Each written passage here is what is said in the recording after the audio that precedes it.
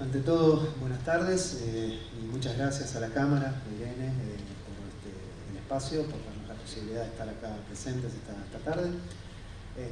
Bueno, nosotros desde AMS vemos que nos estuvieron haciendo publicidad todo el día, desde la mañana con el doctor Giraudo, con la M100, hasta ahora con las Stratasys y la EOS del INTI.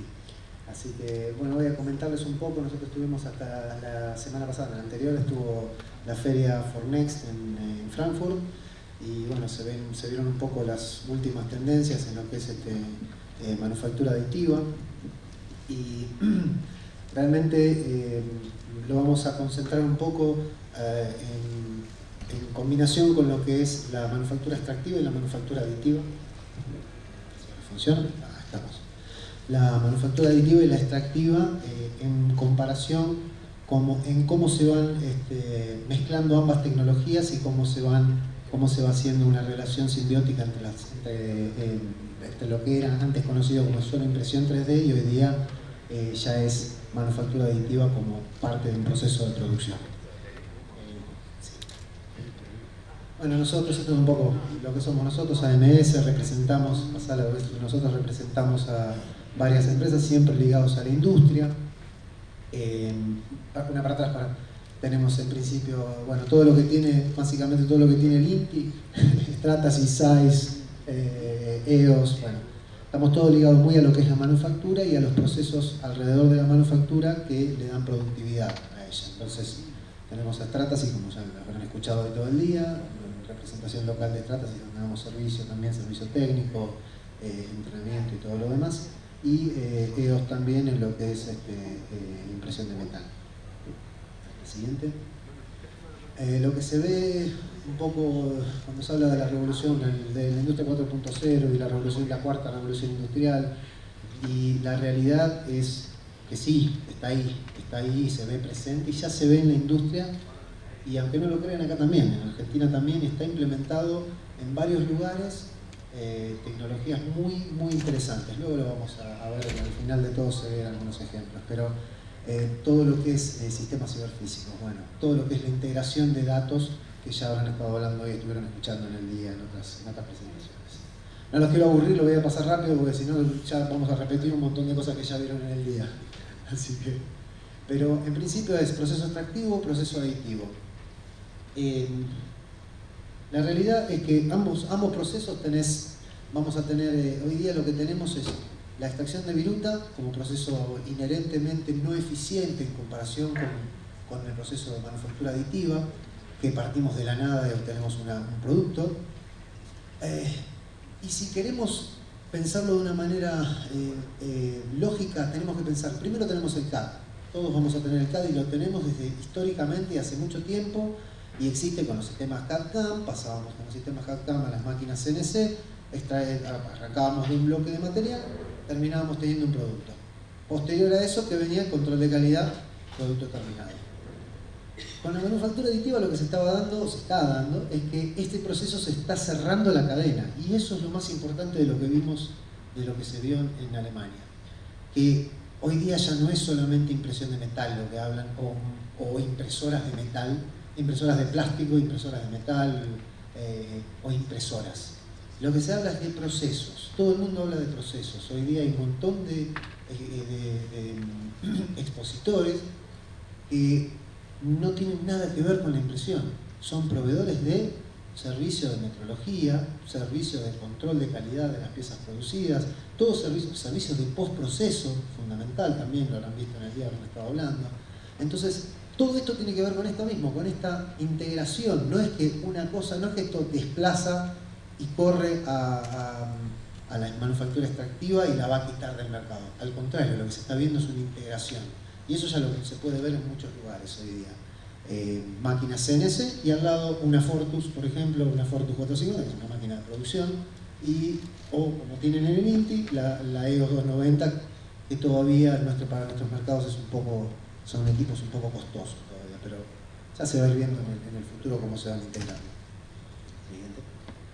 Entonces, rápidamente, para no aburrirlos tampoco, partimos de vuelta del CAD, pasamos el proceso CAD-CAM, este era el proceso clásico, CAD-CAM, mecanizado, control de calidad, y Luego acá está toda una serie de software relacionados a lo que es el control de calidad, que es lo que nosotros más ligados estábamos en un principio, que era SAIS en la parte de metrología. Pero el proceso en sí mismo, y si uno se pone a pensar, el proceso de entrada de datos, CAD, el flujo es exactamente el mismo en todos los procesos productivos, por lo cual es importante y se sigue dando. En la manufactura extractiva tenemos una máquina herramienta, tenemos un dispositivo, una herramienta específica. Siguiente. Tenemos la elección de la máquina se da en función de las fuerzas de corte relacionadas a la fuerza de corte. Yo voy a hacer para que mi pieza más productiva, para que mi pieza sea más productiva en mi máquina, lo que voy a hacer es no utilizar herramientas estándar, sino que empiezo a utilizar herramientas combinadas que me hacen varios procesos al mismo tiempo. O sea, estoy menos tiempo y busco siempre arrancar en la menor cantidad de tiempo, la mayor cantidad de viruta posible, y si es posible que la pieza tenga la menor cantidad de viruta posible para ser sacada. Ese es el camino. Pero siempre se busca eso, o sea, y la elección de la máquina en función de todo esto. En el siguiente se hace un estudio muy fino de tiempos, de qué tipo de mecanizados se van a ir haciendo. Disculpen esto, yo vengo de acá también, así que vengo de Víscar, así que esto es parte del trabajo que hacíamos. Entonces tengo una serie de listas de herramientas, esa lista de herramientas me dan unos tiempos de maquinado, a su vez yo tengo en sí, de acuerdo a cómo voy a trabajar un avance de corte, voy a poder elegir con la cantidad de cortes que tengo, voy a elegir la potencia, cuánto me va a consumir, si me va a servir o no me va a servir esa herramienta, todo un estudio que se hace, el cual me termina dando un tiempo unitario total, un tiempo total, calculado en 14 minutos en este caso, por lo cual yo tengo ya un costo de pieza, rápidamente puedo tener un costo de pieza cuando esto está ya aceitado, ¿no? Pero yo rápidamente, cuando me dicen una pieza, me la daban, me decían, ¿cuánto vale hacer esta pieza? Y esta pieza vale torneado, esto, fresado, bla, bla, bla, chaflán, esto sale tanto, más o menos. Más material, más esto uno tiene rápida la referencia. Con la manufactura aditiva no era tan claro esto hasta hace poco tiempo. Siguiente. La siguiente son simplemente detalles de lo mismo, estábamos hablando. Y a todo esto, los factores de productividad que están alrededor de la manufactura extractiva son poco conocidos en la industria en general y los que sí lo tienen muy claro son, por ejemplo, las terminales, las OEM, las terminales automotrices lo tienen tan claro que lo vienen utilizando hace años, esto desde que existe, que es, por ejemplo, cómo las herramientas de corte tienen que estar previamente medidas, así la máquina no está parada midiendo, sino que la máquina está todo el tiempo arrancando viruta, para eso existen equipos de preseteo. La herramienta de corte tiene que estar perfectamente balanceada, porque si no, el usillo va a estar trabajando con una frecuencia de vibración que me hace que dure menos un usillo es muy caro en una máquina de arranque de viruta, entonces se utilizan equipos de balanceo dinámico. Todo esto es conocido en la industria automotriz, todos los que hacen vehículos o partes mecánicas de vehículos lo tienen muy claro esto. ¿Siguiente? Pero al fin y al cabo lo que estamos hablando es que siempre lo que tenemos es un ingreso de datos y una salida de datos. El proceso va a ser esto, input y output. ¿Por qué es esto? ¿Por qué lo menciono ahora? Porque después vamos a ver un detalle de qué es lo que influye en todo ese proceso de entrada de datos y determinada salida de datos, que la salida final es un producto final. Entonces aquí es donde estamos en la calidad, donde empezamos a hablar de calidad, porque calidad no solamente es decir, voy con un calibre, mido una pieza y sé qué dimensión tiene. La calidad hoy día, integrado en Industria 4.0, ya es gestión de los datos, gestión de los resultados, gestión de la metrología y gestión hasta de los datos ambientales. Eso es una cosa que hoy día se están tomando parámetros como todo avanza y avanzan los sistemas de manejo y de gestión de la información obtenida, es tan grande la información que se obtiene, hay que tener sistemas que sean lo suficientemente inteligentes como para poder ingresarle toda la información de mi planta y que yo pueda sacar realmente datos que me sirvan de eso, porque si no es una pila de información y al final termino mirando solamente un reporte que me dice, ah sí, está bien, dice 140 autos y me dice el reporte que están bien. En realidad no estoy analizando nada. Con esto hay sistemas de gestión inteligente que hoy día se está avanzando muy fuerte. Acá donde volvemos, ahora ya vamos de vuelta a lo aditivo. Stratasys, en principio, la impresión 3D, bueno, no los voy a aburrir con esto, voy a pasarlo rápido también porque es, seguro que ya estuvieron mirándolo hoy. Pero es interesante desde el punto de vista del ciclo. El ciclo de Gartner, el ciclo de sobreexpectación de Gartner, ¿han escuchado? No sé si lo nombraron hoy, pero el ciclo de sobreexpectación de Gartner hay de todo tipo de tecnologías. En este caso, lo que estamos centrados en analizar es Consumer 3D Printing y Enterprise 3D Printing. ¿Por qué el ciclo de expectación este? El ciclo de sobreexpectación dice cuando sale un producto, se lanza, se infla, se incrementa la expectativa, o sea, se hace famoso, se hace viral. Luego de hacerse viral, se reconoce cuáles son los límites. Cuando se empiezan a reconocer los límites, dicen, ah, no era tan bueno, ah, para esto no me servía, ah, para esto tampoco. Entonces cae en el camino de desilusión, digamos, en el pozo de desilusión, y luego arranca con la pendiente de crecimiento y de estabilización de tecnología. Esto es acá donde están las tecnologías que realmente en los próximos años van a ser utilizadas a nivel masivo. Teóricamente, cuando están por acá, están en una adaptación de un orden de un 3 o un 7% de aceptación en el mercado. Que quiere decir que hay un 93% de potencial de clientes, potenciales clientes que podrían comprar ese tipo de tecnología. Hoy en día lo que está pasando esto es con la impresión de 3D a nivel industrial. Se avanzó muchísimo con esto en los últimos tiempos, pero en algún punto uno puede pensar que, como esto está acá, uno puede pensar que, ah, no me servía para esto. Ah, no me... Lo que pasa es que ahora lo vamos a empezar a ver en los mercados, ya lo han visto en algún lado que empiezan a aparecer impresoras 3D hasta en el mercado. Eso ya se vio hace tiempo en otros lados y que ya pasó esta etapa y está por acá abajo. Ya está empezando a pasar a qué me sirve, para qué me sirve tener una impresora en mi casa. Ah, sí, a mí me sirve porque yo trabajo arquitectura, yo tengo un estudio de arquitectura y me sirve porque hago maquetas para una impresora hobbyista.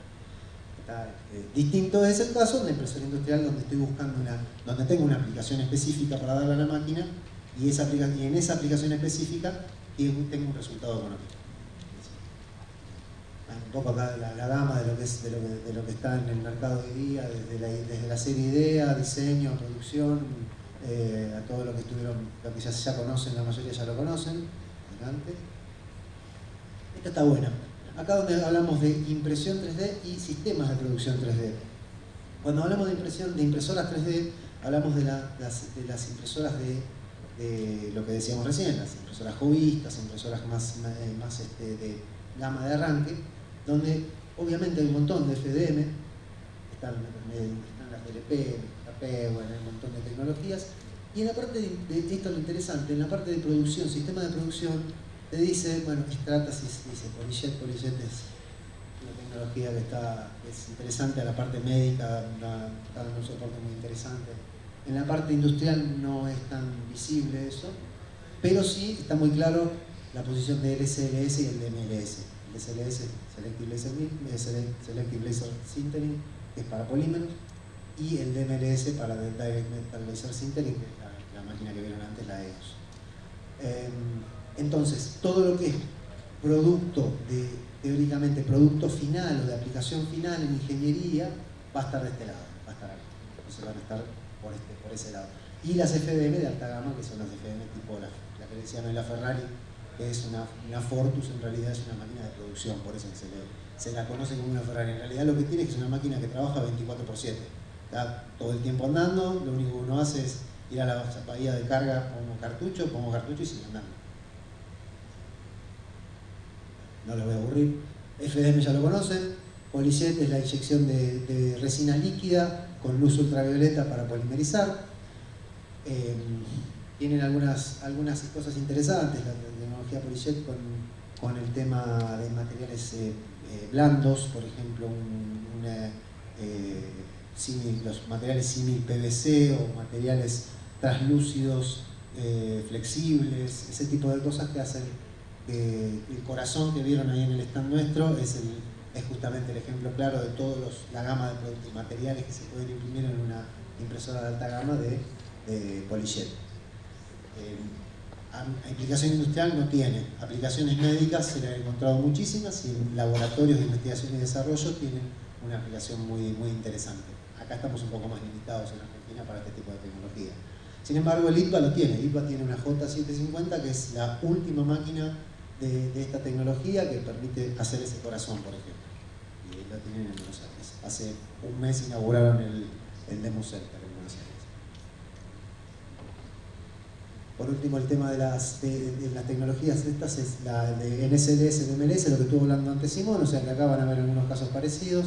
Lo que se ve como siempre en el SLS, lo que se está viendo, y una cosa interesante que se está viendo en Alemania, por lo menos que vimos, es que antes todo lo que era Selective Laser Sintering estabas hablando de productos exclusivamente de hiper alta gama y no había un producto de SLS de barato, digamos, no había un producto, uno no podía comprar un equipo de estos de láser, de polvo, de powder bed para imprimir nylon de manera económica.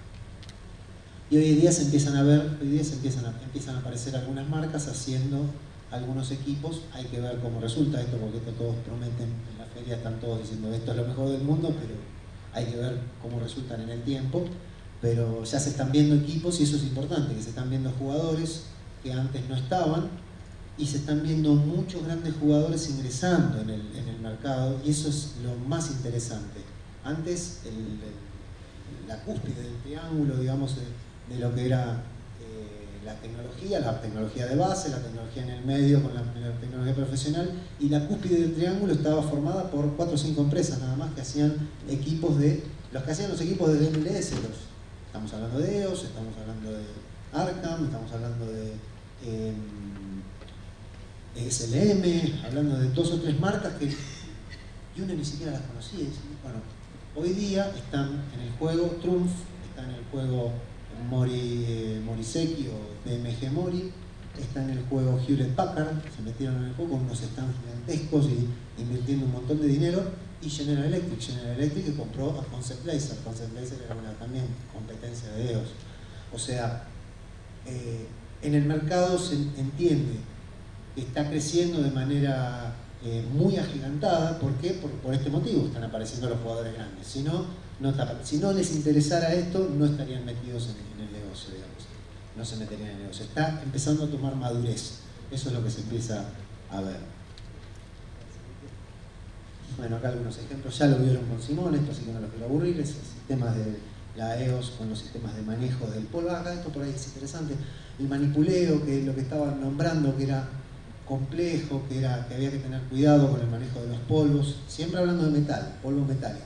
En polvo plástico, cuando estamos hablando de polvo de poliamida, no es complejo, no es tan complejo a nivel explosivo, no es riesgoso, pero sí hay que tener cuidado porque queda todo en un lugar donde no está bien cuidado y enseguida el polvo es tan fino que se mete por todos lados. Entonces tiene que haber sistemas de manejo de los polvos, de transporte de los polvos, los sistemas de filtrado, los cartuchos de manejo. Hay unos sistemas automatizados para mezclar el polvo que tenía un tamiz previo. Cuando sale de la máquina, lo que se utilizó es la pieza. Lo que no se utiliza es polvo que queda en la máquina. Eso se pone en un sistema que hace el tamiz, luego del tamiz se recupera ese polvo, ese polvo se queda compactado en un lugar donde no pueda, donde queda confinado, y luego ese polvo, si es polímero, se mezcla con una parte de polvo nuevo y se vuelve a utilizar en la máquina.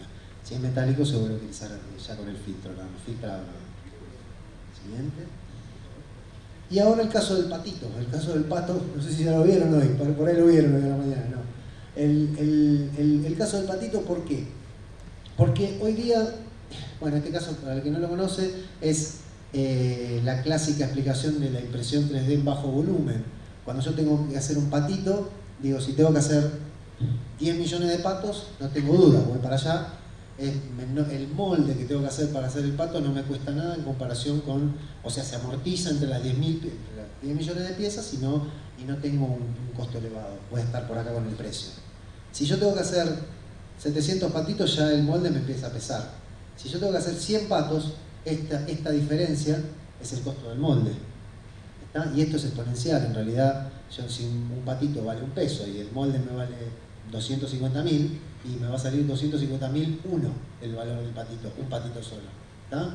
Ahora, si yo tengo que hacer 250.000 piezas, ¿cuánto va a valer el patito?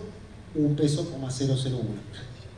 Entonces ahí está la diferencia. Bueno, esta curva se corta acá. Siempre va a haber hay un lugar donde me va a seguir conviniendo hacer por impresión 3D el patito, porque por más que el material sea más caro, por más que el método sea más lento, en una baja producción voy a tener un costo que todavía va a seguir siendo económicamente más rentable hacerlo por impresión que hacerlo por inyección. ¿Cuándo se cortan las curvas? Un segundito más con esa. ¿Cuándo se cortan las curvas? Bueno, cuando tengo el equilibrio entre cantidad de piezas y precio. Esa curva, lo que está ocurriendo hoy día es que cada vez se empieza a desplazar más allá, porque las máquinas son cada vez más rápidas, el material es cada vez más económico, entonces se empieza a desplazar esto, y lo que se supone que con el tiempo va a ocurrir es que ya el molde va a ser únicamente necesario en caso de altísimas producciones, cosa que en el futuro se ve bastante poco probable, porque cada vez se busca más la personalización, por lo cual el camino de la impresión 3D tiene todavía mucho para recorrer.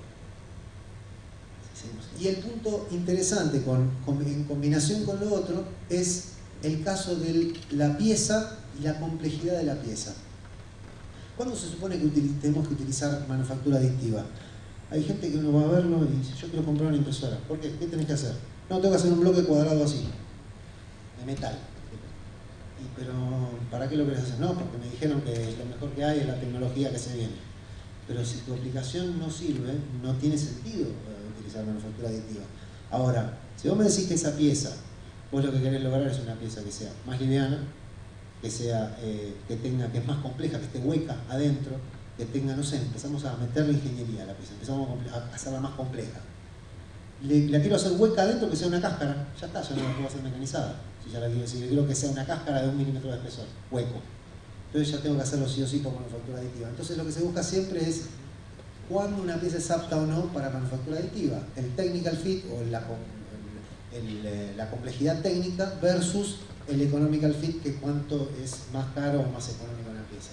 Si estoy parado por acá, es relativamente económica la pieza, o barata acá, vamos acá. Y no es compleja, no estoy en el área de manufactura aditiva. No me conviene hacer manufactura aditiva. Si es una pieza que es cara, pero sigue siendo simple, tampoco me va a convenir seguir haciéndola por manufactura aditiva. Me va a convenir seguir haciéndola con manufactura clásica extractiva. En la medida que se hace más complejo el diseño, ya me puede convenir. Y en estos 3 sectores es donde es apta. Cuando la pieza empieza a ganar en technical fit, empieza a hacerse más complejo el diseño, y cuando empieza a ganar en valor. En valor quiero decir la pieza que estaban hablando antes del quemador de la turbina de General Electric, que pasó de tener 400 piezas a 20. Es una pieza súper compleja, súper cara, que ahí es donde sí, estamos acá arriba. Es súper compleja y súper cara. Bueno, tiene sentido desarrollar manufactura aditiva para ese tipo de productos. ¿Por ahí? Y la reingeniería, que es la clave, ¿no? Y acá el otro caso parecido al que tenían los chicos del INTI. Esta es una pieza de un satélite, si no me equivoco, ¿verdad?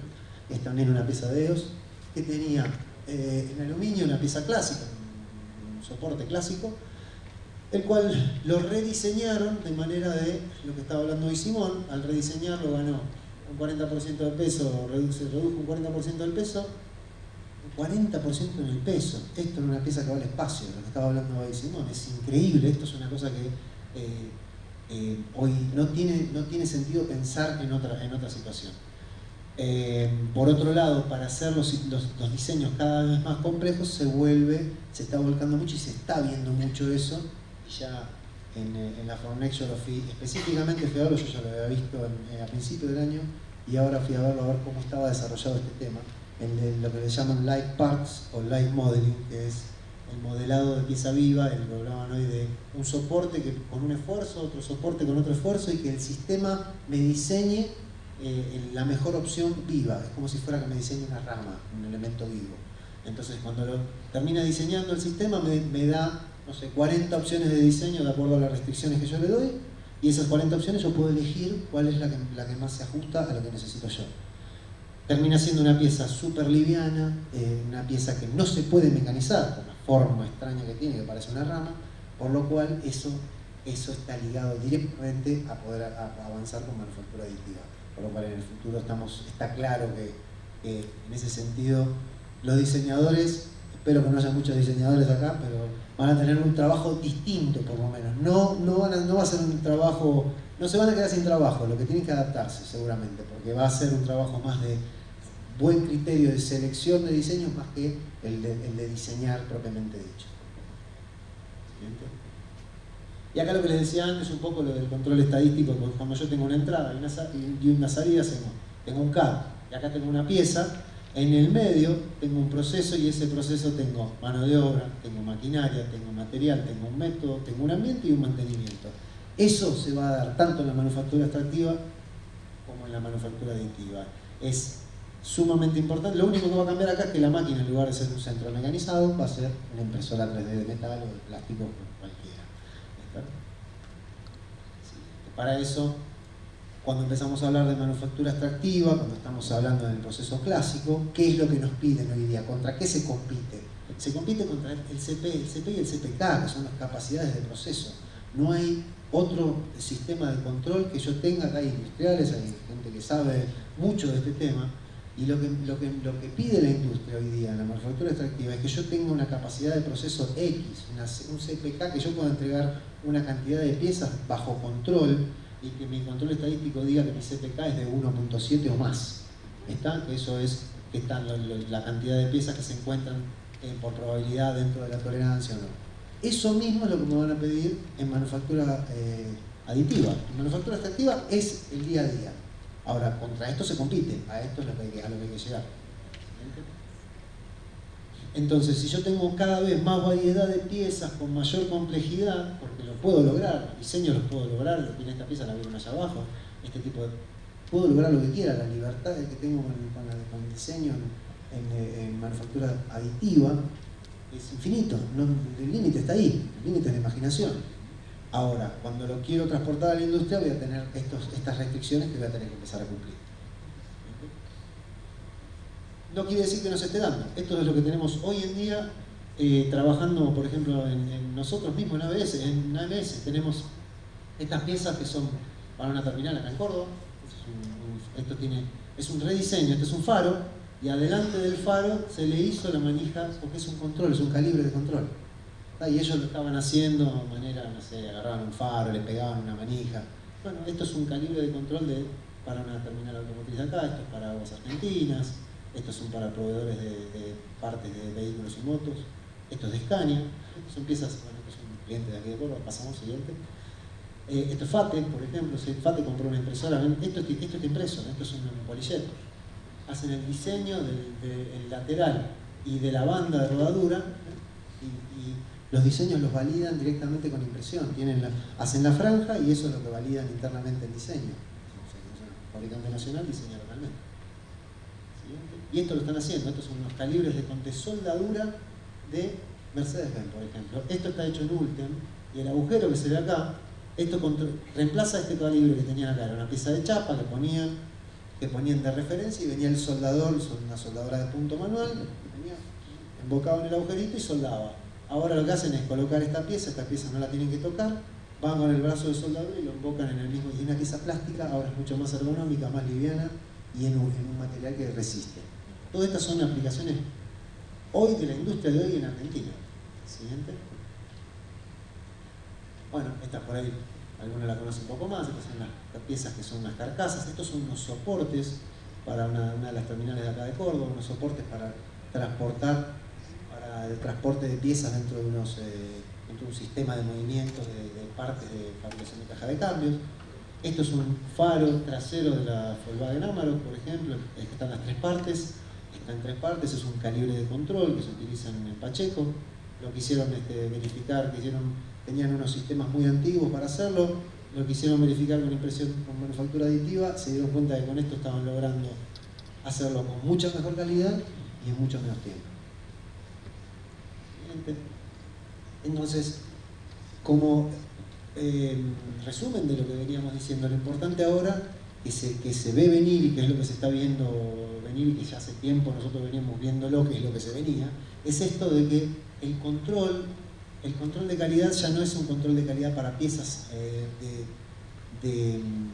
clásicas o manufactura extractiva clásica, sino que también tiene la afectación de la manufactura aditiva y tiene toda una serie de controles que hay que hacer, porque lleva, aparte de los controles clásicos, hay otros controles más para hacer con la manufactura aditiva. Vamos a la siguiente. ¿Por qué? Porque bueno, la expectativa de los usuarios va cambiando, que cada vez hay más realidad aumentada, hay sistemas de... Bueno, estas son todas cosas que se van viendo, que son necesidades que se van acoplando al sistema. Vamos a la siguiente. Pero para controlar hoy día una pieza en manufactura aditiva voy a tener que medirla, primero medirla de la manera clásica, tradicional, con un sistema, por ejemplo, con un sistema como el que tenemos acá abajo, Comet, un sistema óptico de medición, escáner. Vamos a la siguiente. Bueno, este es el principio de funcionamiento del sistema de proyección, triangulación. Siguiente. Vamos a medir también con máquinas de medir, que es lo que estaba diciendo hoy Simón, y justamente se da esta situación, la máquina de medir en un piso de planta o en una sala de control como la que tienen allá en Rafaela. Es necesario hacer el control de calidad. Vamos a la siguiente.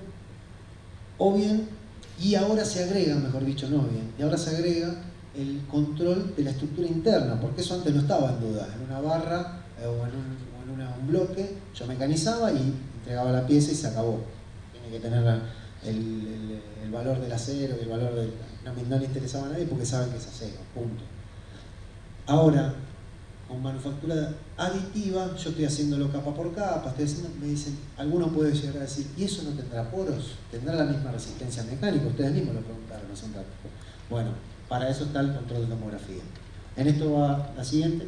En esto va al principio, bueno, yo lo voy a pasar rápido porque ahora va a seguir la gente de Ariente, específicamente Pablo y Cintia van a seguir con detalles de esta tecnología que ellos la incorporaron acá en Argentina. Es el primer equipo en América de tomografía computada 3D, específicamente tomografía computada 3D para producción, para control de producción y análisis de defectos y metrología. Vamos a la siguiente. Yo no les voy a aburrir con esto, les voy a decir simplemente un control, se puede hacer un control dimensional, nominal actual, o bien un análisis de defectos, que ellos van a ir más en detalle. Siguiente. Se pueden hacer reportes de todo tipo, bueno, vamos a la siguiente, pues ya eso lo van a repetir ellos en un ratito. Pero en el fondo lo que estamos viendo es que se aplica a la industria y que el resultado del reporte va a ser análogo, va a ser lo mismo. Yo voy a tener que hacer un estudio de CPSPK, voy a tener que hacer estudios de medias y rangos, voy a tener que hacer los mismos controles que venía haciendo en mi sistema clásico. ¿No es la otra? Y bueno, y esto, lo que les decía, la aplicación, por último, la aplicación en tecnologías de manufactura de industria 4.0 en Argentina, ya se viene dando en varias plantas. Esta es la planta de General Motors en Rosario, tiene todo un sistema para hacer los motores del Cruz, por ejemplo, el motor 1.4 Cruz. Eso tiene, acá tenemos un sistema completamente automatizado de la fabricación de motor. Viene con un chip desde que arranca el motor, la tapa de cilindro, arranca con un chip en la punta y va trazando por todo el proceso. El sistema le va diciendo qué es lo que tiene que hacer. Incluso hay un sistema de guía que le va diciendo, bueno, ahora tenés que, esta pasa una, pasa dos, pasan 10 piezas, la 11 en vez de seguir, pum, dobla, va a la máquina de medir, a control. O sea, ¿y todo por qué? Porque tiene un sistema trazable con un chip de RFID. O sea, ya está, y la gestión de esa información se centraliza y la manejan centralizada. O sea que ya está funcionando todo esto de Industria 4.0 en el país y ya hace algún tiempo. Esto es Scania, bueno, también sistemas similares. Adelante. Esto es cuando se instaló la máquina aquí en Ariente.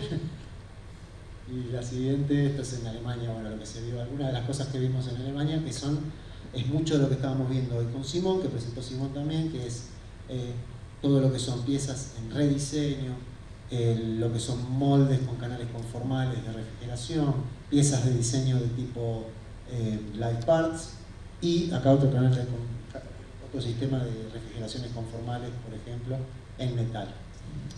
Estaba también el auto impreso en plástico allá, y estaba también las impresoras de arena. La impresora de arena estaba era muy interesante. Ese es un camino que puede llegar a tener rápida adopción, se veía mucho interés. Pero el auto eléctrico, el auto impreso, todavía es una fantasía, porque todavía tiene mucho camino para recorrer en un montón de cosas, pero ya estaba ahí, o sea, está ahí, por lo menos ya se está presentando. Hay que ver en los próximos años cómo avanza esto. Como resumen general, lo que les puedo decir es, este tipo de ferias hay que tratar de ir con mucho estudio previo, estudiar mucho antes de ir, porque hay mucho de promesa de qué es lo que se va a hacer en unos años. La realidad hoy día, a veces, caer a la realidad hoy día a veces hace que sea un poco chocante la realidad comparado con lo que proponen todos, digamos. Pero sí es cierto que se ve venir mucho de esto. Así que el siguiente creo que ya estamos. Bueno, y les agradezco a todos el tiempo y la paciencia a esta hora ya.